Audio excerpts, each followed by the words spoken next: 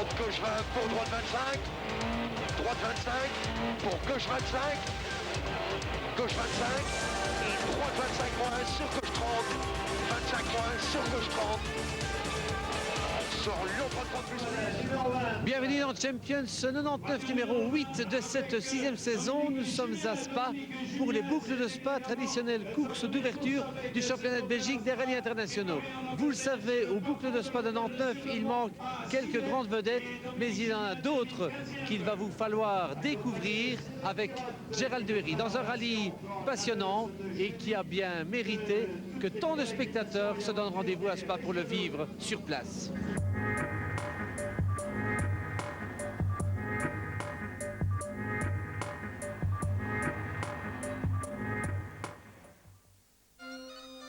Crusoe vous invite à vivre le championnat de Belgique des rallyes.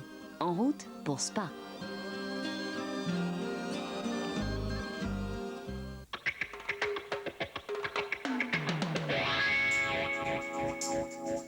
En cette fin du mois de février, c'est le dégel sur les hauteurs de Spa.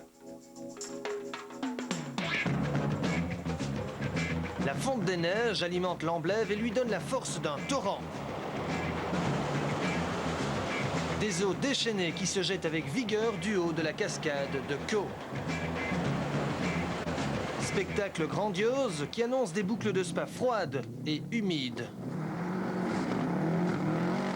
Bernard Munster s'en aperçoit dès la super spéciale de Harzé, un apéritif de 2 km sur terre que Munster avale en un peu plus de 2 minutes. C'est le meilleur chrono. Cette super spéciale nous permet de découvrir Jean-Pierre Van de Hover, deuxième meilleur temps avec sa nouvelle Ford Escort WRC, préparée chez First. Cette année, Van de fête un anniversaire, car souvenez-vous, il y a 10 ans à Spa, il roulait déjà sous les mêmes couleurs avec une Ford Sierra 2 roues motrices. 10 ans plus tard, il doit apprendre une 4 roues motrices moderne. C'est pas plus mal qu'on a fait une petite spéciale de 2 km, parce qu'au niveau des réglages des ponts, c'est vraiment pas évident. Au début, je l'avais dit, et ça se confirme. Il va falloir quelques spéciales avant d'utiliser les 4 roues motrices au maximum. C'est des réglages électroniques. Autre nouveauté, la Toyota Corolla WRC de Rocco Tunissen. Il signe le 3e temps. Nieuwe wagen, nieuwe rally en nieuwe ambities. Alles is nieuw. Sneeuw ook hier. Maar wat kunnen we hier open? finishen. Mais la grosse inconnue de ces boucles de Spa, c'est le jeune verviétois, David Loax. Son ascension est fulgurante. Il y a 2 ans, il roulait au volant d'une Clio Groupe N 2 roues motrices. L'an dernier, il s'est illustré avec une Maxi Clio, toujours à 2 roues motrices. Et cette année, il se retrouve dans le baquet de la fameuse Toyota Corolla WRC 4 roues motrices. Pour gauche 0 et jump en frein pour gauche 5, resserre.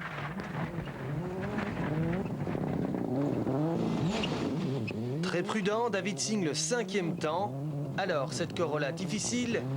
Toutes les voitures sont difficiles à partir du moment où on va chercher la limite de la voiture. Mais bon, c'est sûr que la 4 roues motrices permet plus d'erreurs que la 2 roues motrices. Mais je crois que c'est pas évident. Mais ça va aller, je suis confiant. Alors à côté, vous avez un des copilotes les plus expérimentés en Belgique, Jean-François Hels. C'est un plus. Oui, c'est sûr qu'il m'aide énormément. Il a quand même pas mal d'expérience et surtout aux 4 roues motrices qui, moi, n'ai jamais roulé aux 4 roues motrices. Donc, c'est sûr que si je l'avais pas, je crois qu'on irait beaucoup moins vite. En Formule 2 de roues motrices, Chris Prinsen et sa Renault Maxi Mégane justifient immédiatement leur rôle de favori du nouveau championnat, meilleur chrono. C'était seulement une spéciale show. On a pris la voiture en main et maintenant le rallye commence. Alors, il commence comment pour vous? Bien. Quels objectifs? Ben, avant tout, d'essayer de gagner la Formule 2 parce qu'ici à Spa, c'est impossible de jouer avec les 4 roues motrices. Mais bon, on va rouler notre rythme et on verra. Pour contrecarrer les plans de Prinsen, Marc Duet aligne la Seat Ibiza Kit Car.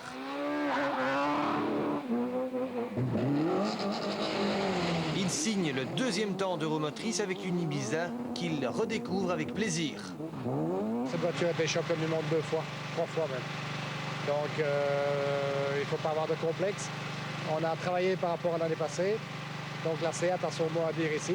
Mais je respecte très bien Chris Prinsen, qui est quand même l'homme à battre. Et ce garçon-là est un garçon d'avenir, c'est un garçon, un des bons pilotes belges d'avenir. Donc ce ne sera pas facile, mais on ne va pas le laisser faire. Il ne faut pas qu'il pense qu'il a gagné maintenant. On va se battre pour l'embêter. Pascal Gabon lui a dû se battre pour être au départ. Regardez le capot noir de sa toute nouvelle Citroën Saxo Kit Car officielle.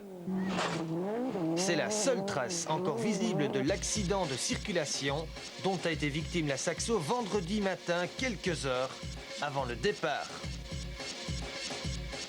L'accident a eu lieu vers 9h20, le temps de rentrer à l'atelier. Heureusement, comme on n'était pas très loin, on est établi dans le technopôle des sports moteurs à Francorchamps, donc ça va très bien. Et vers 10h, on était là.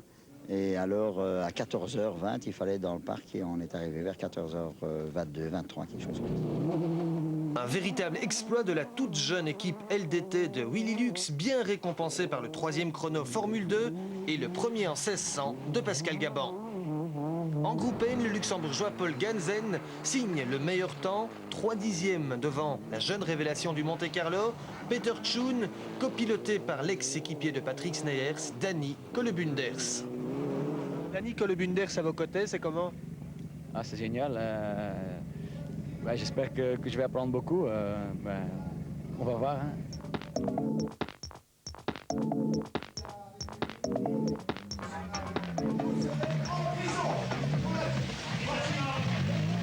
Voilà, après cette courte et boueuse mise en jambe, place au brouillard et à la pluie de Francorchamps pour 2 spéciales d'affilée sur le plus beau circuit du monde. Au premier passage, David Loax est le plus rapide. Au deuxième passage, c'est Jean-Pierre Van de Hoever qui réplique. 2 spéciales sans véritable intérêt, on attend avec impatience les chronos de la première véritable étape, celle de Spa. Nous sommes dans la Toyota Corolla de David Loax qui rattrape et dépasse la Mitsubishi Group N de Peter Schoen. David Loax signe d'emblée le meilleur temps. Pour son premier rallye en 4 roues motrices, il rentre la Toyota en tête, 2 secondes 8 devant la Ford de Jean-Pierre Van de Hoever. Bernard Munster est 3e, il connaît des problèmes d'embrayage. En Formule 2, Chris Prinsen est en tête malgré un tout droit dans la chicane enneigée de Francorchamps.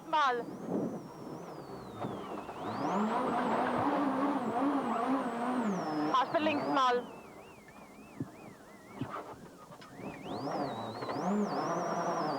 Zag het even, links verder, even lang, finish. Malgré la pluie, les spectateurs responsables sont en nombre et ils sont gâtés car la bagarre est présente à tous les étages.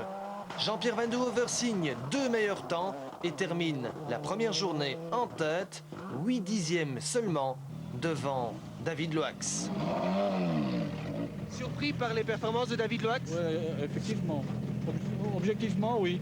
Je pense que moi, personnellement, j'aurais pu aller 15 secondes plus vite, mais pas énormément. Demain, si je trouve vraiment les bons réglages, il faudra quand même que je mette des gaz. David Loax est la révélation de cette première journée. Il est en tête dans la même seconde que Van de Hoever. Eh bien, quelle surprise, hein? Quelle surprise! Je crois que je suis encore plus surpris que vous. Je ne croyais vraiment pas être en tête après la première journée. On a eu un peu difficile dans les premières spéciales, mais je suis un peu ému, mais c'est super.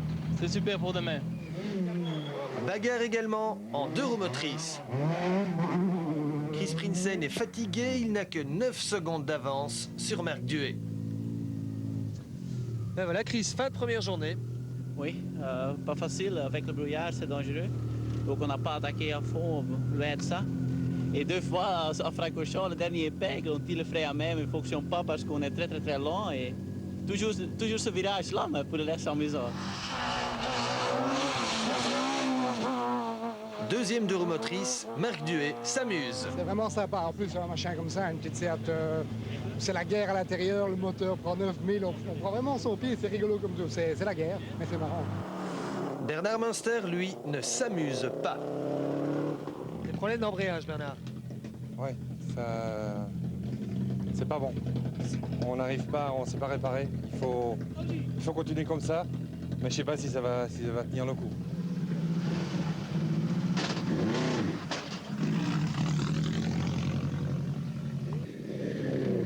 « 22 secondes derrière Munster, on retrouve Teunissen. Moeilijk. Moeilijk parcours. Heel mistig. Toch nog wennen aan de auto. Maar morgen nog een lange dag. Avec sa petite Citroën Saxo Kit-Car, Pascal Gabon n'est pas très loin de Teunissen malgré quelques problèmes dus à l'accident. On a eu des petits problèmes de timonerie, là, je ne savais pas remettre la deuxième. Voilà. Et c'est un peu dommage pour moi, pour ça, mais sinon, je suis content d'arriver aujourd'hui parce que demain, le vrai rallye va commencer. En Groupe N, Peter Tschun est loin devant. Arnaud Close pointe à la 9e place pour son premier rallye avec l'Astra, mais la plus grosse performance est à mettre à l'actif du Tournaisien Stéphane Petitjean, qui est 10e du général et en tête du challenge Citroën Saxo, devant Olivier Zonderman de Jalais, Frédéric Ebet de Assès près de Namur, Fabrice Michels de Hatt, le Hanutois Sébastien Jardon et le revenant Stéphane Boilens de Neupré. Autre grosse bagarre, celle entre Yannick Botson et Christian Jupsin, le pilote aux couleurs Radio 21. Encore une surprise, la 2e place en Groupe N du Malmédien Damien Chabal avec une petite Honda Civic 1600 cm3. Alors qu'en 2 litres Groupe N, c'est la guerre. Seulement 19 secondes séparent la Seat Ibiza d'Alain de Pierreux, la Renault Clio de Frédéric Bécaud, l'Opel Astra de David Cross et la Clio de Jackie Delvaux. Enfin, grosse déception pour le journaliste Olivier De Wilde de la dernière heure qui copilote le pistard Pierre-Yves Cortals, 28e du général avec une Ford Puma Kit-Car qui vaut assurément beaucoup mieux. Au classement de cette première journée, Jean-Pierre Van de Hoever ne possède que 7 dixièmes d'avance sur David Loax. Chris Prinsen a seulement 9 secondes d'avance sur Marc Duet, suivent Munster, Teunissen, Gabon et Tschun.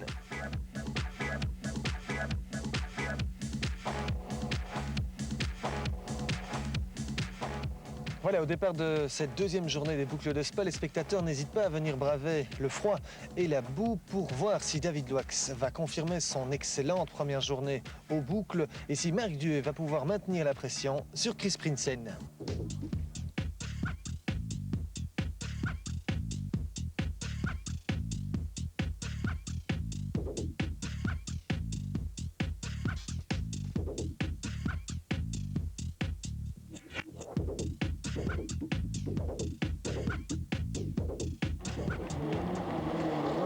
La 2e journée commence par la redoutable spéciale en terre de la Clémentine. Marc Duet colle 15 secondes à Chris Prinsen.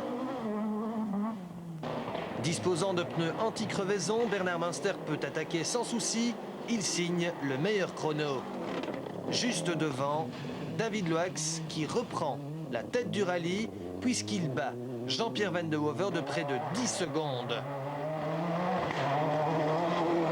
Mais Van de a des problèmes. Il n'arrive plus à passer la 5e et la 6e vitesse. Léger sommet à fond. 50, droite 3, 4 à fond. Frein, 70, carrefour droite 5. Frein, 70, carrefour droite 5. Pour gauche, ferme 4. Pour gauche, ferme 4, en sommet à fond. Van de Hoever qui sort de la route à la fin d'une spéciale, rectifie l'avant de sa Ford et retarde la réparation de sa boîte. L'équipe First de Willy Collignon va réaliser des merveilles en réparant l'avant meurtri de l'escorte et en changeant la boîte. Van de Hoever repart, mais il a perdu beaucoup de temps. Le voici relégué à près de 2 minutes du leader, David Loax. À l'image de son prédécesseur homonyme, Freddy Loax, David Loax survole les boucles de Spa.